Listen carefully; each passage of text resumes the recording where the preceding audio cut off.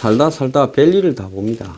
여기 뭐 이라크도 아니고 미 대사관 앞으로 승용차가 질주해서 대사관의 이 방어 블록을 이렇게 넘어서 대사관 이 문을 박아서 문이 휘어지도록 만들고 차는 이렇게 찌그러졌고 내린 사람이 체포됐는데요. 여성가족부의 4급 서기관이라고 합니다.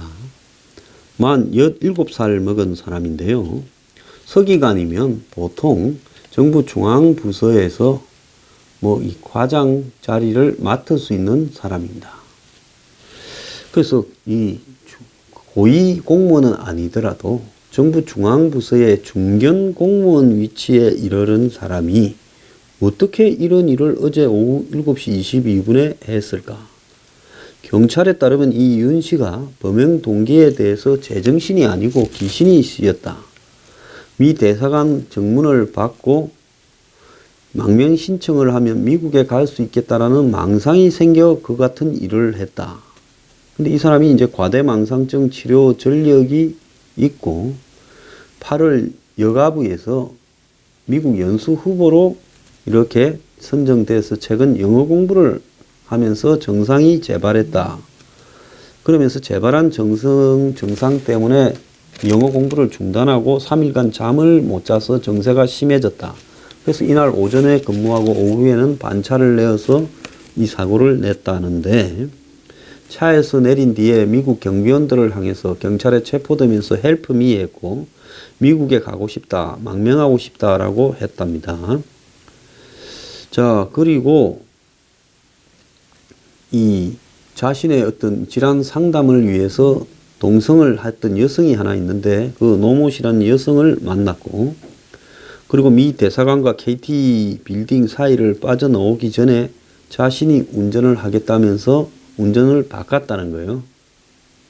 그리고는 이 미 대사관 앞 2차선 도로에서 정문을 향해 속도를 높여서 철제 정문을 들이받았고 이 동성자는 통증을 호소해서 후송이 되었다는 겁니다.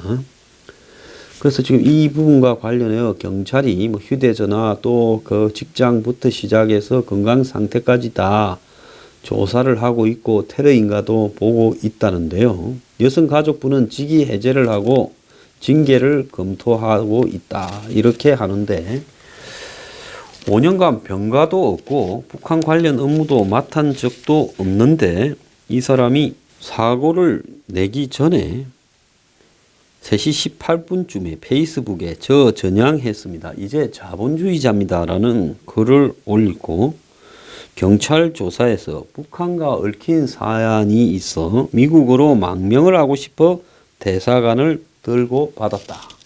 이렇게 말을 했다고 합니다. 참 희한한 사건인데요. 아마 이렇게 희귀한 사건이 저는 처음 보는데 귀신이 쓰여서 망상으로 그렇게 했다. 이렇게 지금 가고 있는데 이게 정말 망상인지 안 그러면 여기에 뭔가 정말 말 못할 배경들이 있는 건지 과대망상 치료 경력이 맞는 건지 좀 여러 가지로 참 의문이 듭니다. 그런데 때가 때인지라 요즘 같이 이렇게 세상이 이념적으로 다들 혼란을 느끼고 두려움을 가지고 마음속 깊이 불안이 내재되어 있는데 이런 사건이 사상 처음으로 생기다 보니까 많은 국민들이 이 사건에 대해서 자신의 내부에 있는 불안감과 이렇게 견주어서 여러 가지로 참 세상이 점점 이 위태로워지고 있다라는 생각을 하게 된 계기가 된 사건일 거라 보는데요. 이 사건 내막을 좀 더 주목해 볼 필요가 있을 것 같습니다. 드루킹 특검 2명 후보 중에 허익범을 특별검사로 문재인 임명했습니다. 뭐 과거에 뭐 뉴라이트 관련해서 뭐 경력이 있니 없니 논란이 되었는데요. 그래서 뭐 우파나 보수 진영에서는 보수 쪽에 좀 유리한 사람이 되었다 이렇게 해석을 하는 것 같은데 또 이분의 경력을 엄격하게 보면 딱히 그런 것도 아니다라고 봅니다. 오히려 여권에서 어차피 허지부지 될 특검 같으면 보수에 물방울이라도 몇 개 튄 사람을 했다가 그 사람이 허지부지하게 되면 솔직히 우리가 나중에 말할 게 더 있어서 좋다. 이런 식으로 지금 이야기를 하게 되는 계기로 만들 수 있다 봐요. 지금 그러지 않아도 지금 뭐 한국당 전신인 과거에 새누리당이나 한나라당도 이 매크로 조작을 했다. 했을 수 있다고 봅니다. 문제는 뭔가 하면 그거는 그것대로 처벌하고 이거는 이것대로 처벌해야 되는 거지 여기에 그걸 갖고 와서 물타기를 해서는 안 된다. 누가 민주당이 처음으로 이거 했다 했어요? 그런 말한 사람 아무도 없잖아요.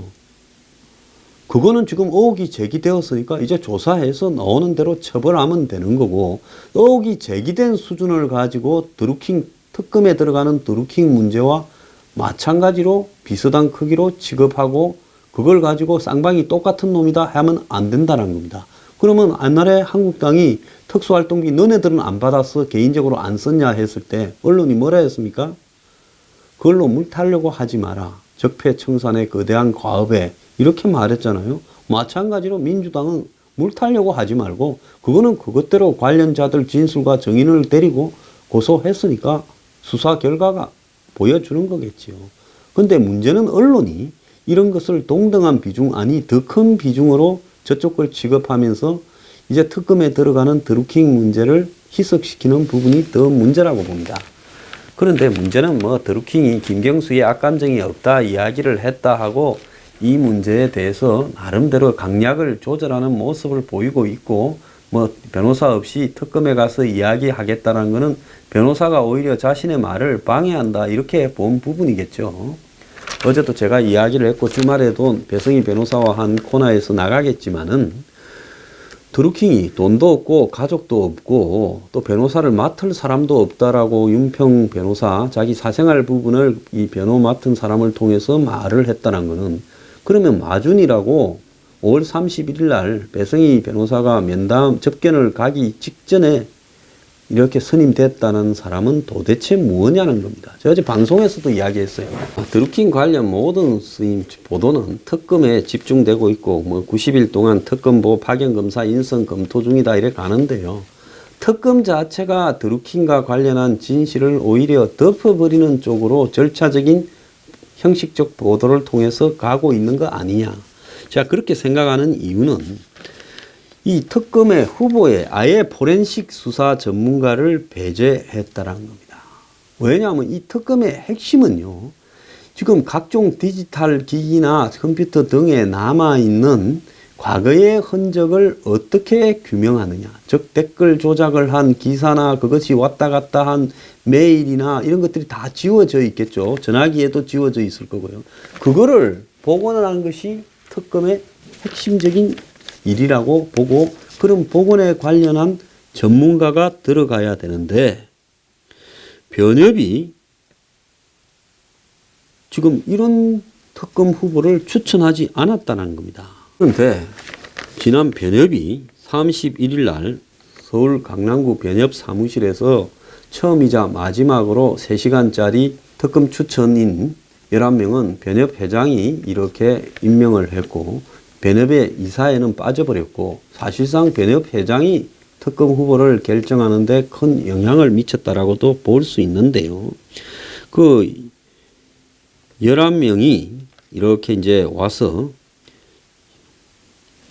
이렇게 투표를 해서 고르는데 한 명이 오지 않고 10명이 이제 왔다는 겁니다. 그래서 보안각서 서명을 하고 회의는 3시간이 걸렸지만은 규정을 정하는데 2시간이 지났고 추천 논의는 후반부 절반 이하였다는 거죠. 그러니까 전반 후반에서 전반에 규정을 논의하는데 2시간이 걸렸고 나머지 1시간이 이제 실질적으로 뽑는 건데 그 뽑는 그의 절반 30분 안에 이렇게 추천 논의가 있었다는 겁니다. 그래서 국회 합의 이후에 16일부터 20일까지 변협 2,400명 회원과 지방 변호사회에서 추천을 받았는데 최종 후보였던 14명을 누가 추천했는지 그 이유가 무엇인지 하는 것조차도 추천위원들한테 공개를 안 했다는 겁니다. 그러면 청와대가 추천을 했으면 혹시 민정수석실이 추천했으면 그 추천한 사람이 배경이 누군지에 대해서 알 수도 없었다는 겁니다. 이 말이 되는 이야기입니까? 자, 그래서 검사 출신이 낫다라는 변협 지도부의 방침에 따라 추천 65명 중 검사 출신 변호사 14명의 프로필을 보도한 언론 자료만 특검 추천위원한테 줬다는 겁니다. 그래서 투표 직전에 한 명이 나는 안 하겠다라고 해서 13명만 남았고, 그래서 추천인 10명이 13명의 후보 중에 추천될 만한 사람을 4명에서 6명까지 골라 이름 옆에 공표를 해서 1위가 임정혁, 이번에 최종 2명 중에 올라갔다가 탈락한 사람이고, 공동 2위가 A 변호사와 이번에 특검으로 최종적으로 된 허익범, 그리고 공동 4위가 김봉석, 그리고 오강수였다는 겁니다.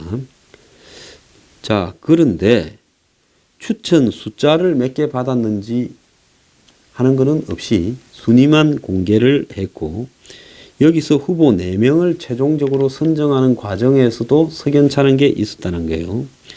A 변호사는 공동 2위를 했는데 아무런 설명 없이 4명에 빠졌다는 거예요. 그 1등이 1명이고 2등이 2명이니까 4명 안에 3등으로 들어가야 되죠. 공동 2등이니까 3등 안으로 들어가야 되죠. 근데 4명에 안 들어갔다는 겁니다.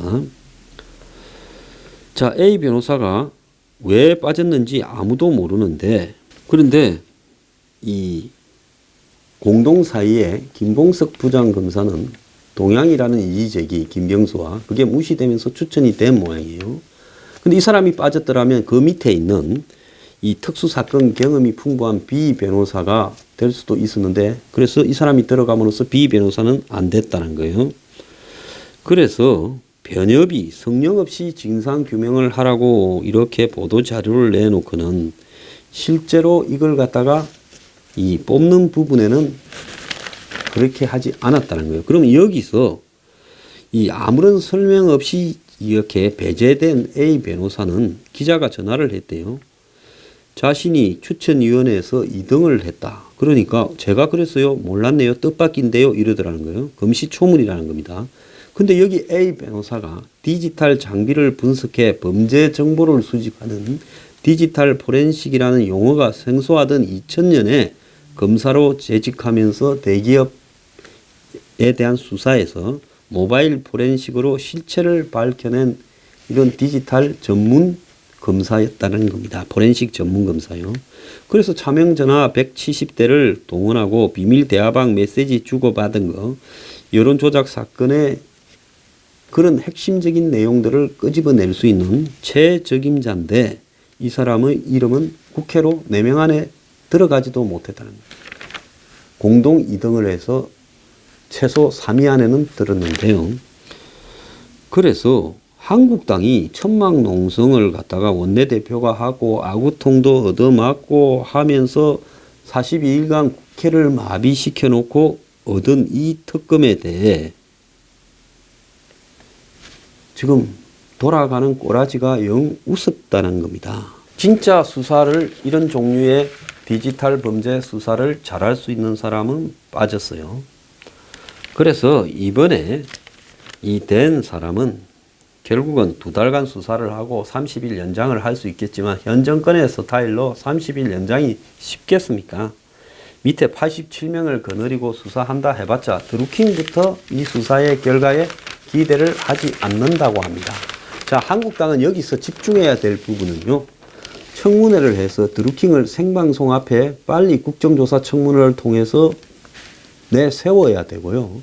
또 지금 이걸 특검이 되었으니까 특검에 이렇게 던져놓고 선거한다고 정신 이렇게 딴 데 팔고 할 게 아니라, 선거 이기기 위해서라도 뭐 이기기 어렵겠지만은 해야 될 가장 중요한 것은 지금 드러난 확실한 의혹에 대해서 한국당이 입장을 밝히고 수사를 요구해야 되는 겁니다.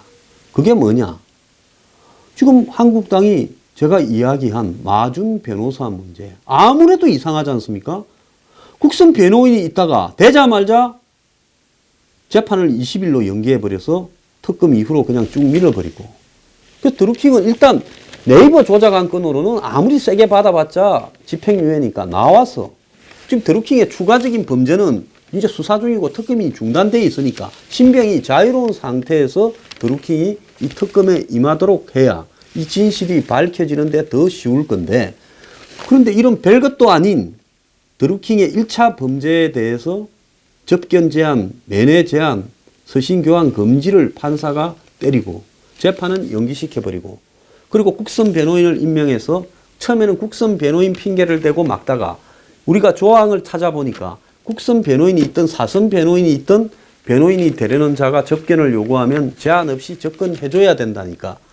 이제 그때사 서유기 만나게 하고는 서유기는 드루킹한테 미루고, 드루킹을 그 1시간 뒤에 지난 31일 날 만나게 돼 있는 찰나에 곧바로 마준이라는 사선 변호인이 4명을 다 변호 맡았다 하면서 접견이 안 된다 하면서 배승희 변호사한테 드루킹의 친필 서한이라고 접견을 거부한다는 복사본 친필 서한과 사인을 보여줬는데 그 복사 상태도 희미하고 해서 엉망이었다는 거예요. 마준은 변호사 하고 있다는 걸 보이려고 관련 기록을 복사해 갔는데 정작 그 3일 뒤엔가 드루킹은 반성문을 재판부에 직접 제출했고, 그래 어제 윤평 변호사라는 드루킹의 변호사는 이제 사생활만 다루는 경공모 스테빈 변호사는 드루킹의 말을 마지막으로 전하면서 돈도 없고 가족도 지금 이렇게 변호사를 선임해 주지 않을 것 같고, 그리고 변호사를 하고자 하는 사람도 없어서 드루킹이 변호인 없이 재판에 임하겠다는 말을 공개했어요. 그러면 여기서 마준은 도대체 누가 선임한 변호사냐? 청와대 선임 국선 변호사냐? 이런 의혹이 제기될 수 있어요. 그러면 이 부분에 대해서 한국당이, 자, 이거 이제 마준 변호사를 선임한 사람이 누구고 얼마로 했느냐? 왜 배승희 변호사가 면회를 해서 드루킹을 만나려고 하는 타이밍에 못 만나게 하기 위해서 4명을 동시에 만난다면서 갑자기 등장했냐? 이거를 갖다가 캐면 여기서 답이 나와버리는 거예요. 근데 기자들이 찾아갔는데 나는 언론 접촉이 금지되어 있다. 그래서 오죽하면 입장을 발표하고 제가 어제 방송에 나가서 그 사람 이름을 이야기했어요. 아니 진짜 이럴 수 있는 겁니까? 한국당은요, 마준 변호사에 대해서 면담을 요구를 하고요, 누가 선임했는가를 밝히기 바랍니다. 이것보다 더 큰 의혹이 어디 있어요? 만약에 국선을 해갖고 안 통할 것 같으니까 국선이 이제 드루킹을 도우는 게 아니라 드루킹 의지하고는 아무 상관없이 재판을 연기해버리는 권력의 의지에 복무하고는 그만둔 것처럼 지금 보이잖아요. 그런데 국선도 그만둔 게 아니라 사실상 안 찾아갔으면 계속 국선을 두고 접견을 방해하는 용도로 썼을 건데, 국선이 있다고 해서 접견이 안 되는 거라니 사선을 바꾸고는 드루킹이 이제 손으로 써서 만나기 싫다했다면서 지금 거부한 겁니다. 그래서 한국당은 이런 지금 며칠 고생해서 특검돼서 특검이 밝히거니 특검에서 진실이 규명될 거니 기대도 하지 말고요. 이 하나마나 특검이에요. 그래서 한국당은 드루킹을 직접 만나고 마준 변호사를 직접 만나서 누가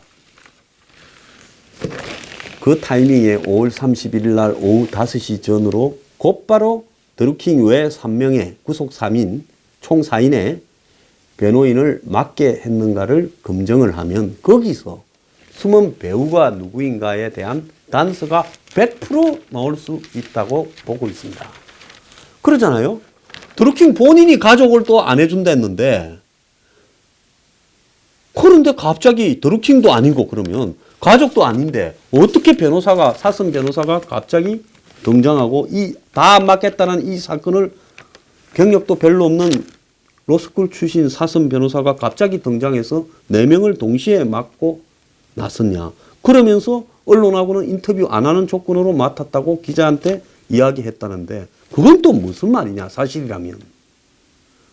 아니 지금 드루킹 변호사가 활발하게 언론을 접촉하면서 드루킹의 입장을 전해야지. 드루킹이 오죽하면 이전 변호사를 통해서 조선일보에 편지까지 보냈겠어요. 그런데 언론 접촉도 안 한다? 그러면 그 변호사는 뭐가 자신의 역할이에요? 드루킹이 반성문을 그 변호사를 통해서 내지도 않았어요. 그러면 변호인이라는 걸 만들어서 드루킹의 외부 접촉을 차단하는 용도로밖에 안 되는 거 아니냐. 그러잖아요. 그 광주 서석고 한양대 출신 마중 변호사는 도대체 누구한테 의해서 이 변호를 선임받았는가, 의뢰받고 선임받았고 선임료는 누가 냈는가. 4명을 다 했으면 두당 500이라고 최소로 봐도 2천만 원은 받았을 거 아니냐. 왜 이걸 한국당은 안 따지는 거예요? 선거 전에 이걸 이슈화 시켜야 되지 않겠냐는 거예요. 참 진짜 한국당의 사람이라는 사람들 제가 이해가 가지 않습니다. 자, 그렇게 바꿈고 하면서 특검을 했는데 특검 돼가는 꼬라지가 뽑을 때부터 이상했잖아요. 변협에서 이 사회는 관계하지 않는다 빠져버리고 변협 회장이 추천위원을 다 한다. 그 추천위원이 처음 와가지고 신문보도 자료 정도만 보고 13명을 고르는데 그중에 등수 안에 들어간 유력한 사람을, 이 일을 제일 잘하는 사람을 빼버렸다. 또 좀 부적절한 부분이 있는 사람을 넣어서 그 밑에 있는 더 유력한 사람을 못 되도록 했다. 이런 의혹이 지금 제기되고 있는데 하나만 하지요. 그러면 지금 뭘 해야 되겠어요? 드루킹을 생방송 앞으로 끌어내고 드루킹의 지금 사선 변호사를 맡고 있는 저 의혹의 인물이 도대체 누구인가에 대해서 입장을 밝혀야 되지 않겠어요? 마중 변호사 기분 나쁠지 모르겠는데요. 제가 이렇게 이름을 많이 거론을 했으면 본인이 입장을 좀 밝혀야 될 거 아닙니까? 그러지 않아요? 저도 공익을 위해서 이런 이야기를 해요. 그러면 자신이 나는 누군데 떳떳하게 누가 해서 내가 선임을 맡았다라고 입장 정도는 밝혀야죠. 누가 선임을 얼마에 맡겼는가라는 부분을 밝히는 게 그렇게 어려운 일이에요? 한국당 정신 좀 차리기 바랍니다.